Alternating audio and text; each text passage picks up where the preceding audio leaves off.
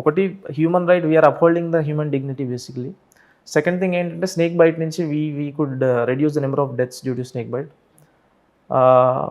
ఇంకోటి ఏంటంటే third thing ఏంటంటే Chhattisgarh forest are too much of thorny forest, అవి ముళ్ళులు ఎక్కువ ఉంటాయి. ముళ్ళు, ఓకే. సో వాటి నుంచి కూడా it was like a protection footwear obviously. So for these kind of reasons, that was a very big hit, that program, and people used to come, people used to talk to us, and people even now remember me for the programs I have done in that area. When I got transferred, you don't believe, huge gathering was there in front of my office. అది నాకు తెలుసు. ఎలా అంటే నేను ma'am దగ్గరికి వెళ్ళినప్పుడు ma'am చెప్పారు నాకు, ఇక్కడ నుంచి ఇంకొక చోటుకు వెళ్తుంటే ఆ ప్రజలందరూ నిజంగా మా మనిషి, they were literally crying. So that was the connection we used to. Okay. కానీ నిజానికి అక్కడ ఇంకొద్ది రోజులు అక్కడ ఉంటే కనుక ఇంకేదైనా మంచి వాళ్ళకి జరిగే అవకాశం ఉండేదేమో. అంటే అలా అని చెప్పలేము, ఎందుకంటే నెక్స్ట్ వచ్చే ఎస్పీ కూడా obviously he'll do better work అని అనుకుంటాం. నేను పర్మనెంట్గా అయితే అక్కడ కంటిన్యూ అవ్వలేను కదా, ఎప్పుడో ఒకప్పుడు I should come out of that area కదా. So 1 year was a good time. I enjoyed being there. I served really well, I feel. People also felt that they had seen some change. అంటే actually Chhattisgarh గురించి నాకు పెద్దగా తెలియదు sir. అంటే ఛత్తీస్గఢ్ ఒకటి నక్సల్స్ ప్రభావిత ప్రాంతం అని ఒకటి బాగా అందరికీ తెలిసిన విషయం, అటవీ ప్రాంతం అని మాత్రం తెలిసిన విషయం. అంటే ఆ స్టేట్ది నైసర్గిక స్వరూపం ఎలా ఉంటుంది, అంటే ఎటు సైడు నదులు ఎక్కువ ఉన్నాయా, చెరువులు ఉన్నాయా అని అంటే అక్కడ మీరు గుర్తించిన ఇష్యూస్ అంటే ఏంటి? అప్పుడు ఇందాక మీరు అన్నారు ఎడ్యుకేషన్ ఆల్సో, డ్రాప్అవుట్స్, మేబీ అమ్మాయిల డ్రాప్అవుట్స్ కూడా ఎక్కువ ఉంటుందండి అక్కడ. డ్రాప్అవుట్స్ కదా అసలు, జాయినింగే తక్కువ ఫస్ట్ ఆఫ్ ఆల్. అయ్యో. ఇప్పుడు జాయిన్ అవుతున్నారు ఆబ్వియస్లీ, ఇంకా ముందు ఫ్యూచర్లో పెరిగే అవకాశం కూడా ఉంది. మేము ఎప్పుడు విలేజెస్ని కలిసినా అదే చెప్తాం అనమాట, మీరు మీ పిల్లల్ని పనికి తీసుకెళ్ళకూడదు, వాళ్ళని స్కూల్లో జాయిన్ చేయండి. మీరు ఒకవేళ పనికి తీసుకెళ్తే ఇప్పుడు ఎట్ ప్రజెంట్ మీకు డబ్బులు వస్తాయేమో వాళ్ళ వల్ల, బట్ ఫ్యూచర్ వాళ్ళది ఖరాబ్ అయిపోతుంది. వాళ్ళు కూడా మీలా అవ్వాలనుకుంటే పనికి తీసుకెళ్ళండి, వాళ్ళని అలా అవ్వాలనుకుంటే స్కూల్కి పంపండి. సో వాళ్ళు వినేవారు. సార్ ఇప్పుడున్న జిల్లాలో పరిస్థితి ఎలా ఉంది సార్ మీరున్నది? ఇప్పుడు ఇట్ వాజ్ జస్ట్ 10 days అండి since I have join in that district.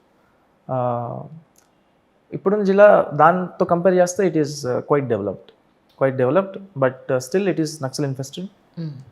And అది ఆల్రెడీ సెట్ అయిపోయిన జిల్లా, నేను పెద్దగా దాంట్లో చేసేదేమీ లేదు, but I should identify the basic problems in that area also. And it is on the border of Odisha, so అక్కడ ఉండే ఛాలెంజెస్ ఇంకా అక్కడ ఉంటాయి అనమాట. ఇంటర్ బార్డర్ స్మగ్లింగ్లు అవి ఇవి అక్కడ ఎక్కువ ఉంటాయి. సో ఇంకా అది నార్కోటిక్స్కి అదొక రూట్ అనమాట, డెసిగ్నేటెడ్ రూట్. ఒడిశా నుంచి నార్కోటిక్స్ ఎక్కువ ఆ రూట్లో వస్తాయి. Okay. So that we have to control one thing. ఇంకా బేసికల్లీ నక్సలిజం అయితే ఇట్ ఈజ్ ఆల్వేస్ దేర్. అది వీలైనంత వరకు ఇప్పుడు కూడా లాస్ట్ డిస్ట్రిక్ట్లో చేసినట్టే నేను మళ్ళీ పీపుల్తో ఆ కనెక్షన్ ఏర్పాటు చేసుకోవడానికి ఐమ్ ట్రైయింగ్. అంటే more risky job actually. Risky అని చెప్పలేం కానీ మోర్ సాటిస్ఫాక్టరీ జాబ్ అని అనుకుంటా యాక్చువల్లీ. అది రిస్కీ కూడా ఉండొచ్చేమో, బట్ దీంట్లో మీకు సాటిస్ఫాక్షన్ ఎక్కువ ఉంటుంది. ఎంత రిస్క్ ఉంటే అంత ఆబ్వియస్లీ సాటిస్ఫాక్షన్ ఉంటుంది, ఎందుకంటే పని చేయడానికి స్కోప్ ఎక్కువ ఉంటుంది కాబట్టి. సో అంటే ఇలాంటి ఛాలెంజింగ్ జాబ్ కావాలని అనుకున్నారా? అలాంటి ప్లేసెస్లోనే ఉండి నేను ప్రూవ్ చేసుకోవాలని అనుకున్నారా మీరు ఐపీఎస్ అయినప్పుడు? యాక్చువల్గా అలా అనుకునే జాయిన్ అయ్యాను, అలా అనుకునే ఛత్తీస్గఢ్ తీసుకున్నాను. And I'm very much happy now. నిజంగా టెన్షన్ లేదా? ఎందుకంటే అప్పుడు మీరు అన్మ్యారీడ్ కాబట్టి. బై ద వే ఆయనకి పెళ్ళి అయిపోయింది, మీరు మళ్ళీ నాకు ఫోన్ చేసి మళ్ళీ సంబంధాలు చెప్పకండి ఆయన గురించి, అంతే కదా సార్? ఓకే, అయిపోయింది కదా మీకు మ్యారేజ్? అయిపోయింది. అదే మరి ఇప్పుడు మీకు కుటుంబ బాధ్యత కూడా ఉంది కాబట్టి అంటున్నాను.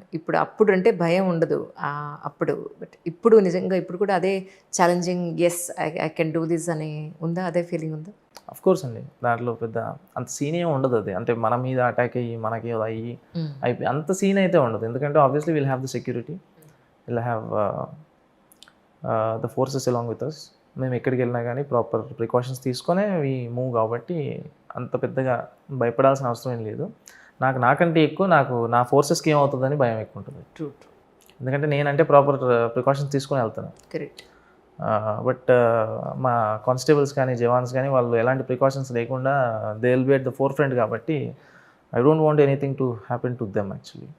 కానీ నేను ఒకరోజు పేపర్లో చూస్తాను ఏంటంటే మీరు ఛత్తీస్గఢ్ జాయిన్ అయిన తర్వాత 1-2 సార్లు అక్కడ కాల్పులు లాంటి కాస్త ఒక ఎమర్జెన్సీ సిచ్యువేషన్ వచ్చింది. రోజు జరుగుతుంది, ఎవ్రీడే జరుగుతుంది. అదేదో బ్రేక్ఫాస్ట్ చేసినట్లు లంచ్ Everyday జరుగుతుంది. చెప్తున్నా, నిజమా? ఎవ్రీడే జరుగుతుంది, ఓకే. ఎవ్రీడే. అది that's a normal thing, daily affair, అది రొటీన్ థింగ్. అది అంటే మనం ఎప్పుడోసారి జరిగితే షాక్ అవ్వాలి, కానీ రోజు జరిగితే అది షాక్ అవ్వాల్సిన అవసరం లేదు. Oh Naxals are there, okay. we are also there, we'll keep moving into the jungles frequently, so obviously encounters meant to happen.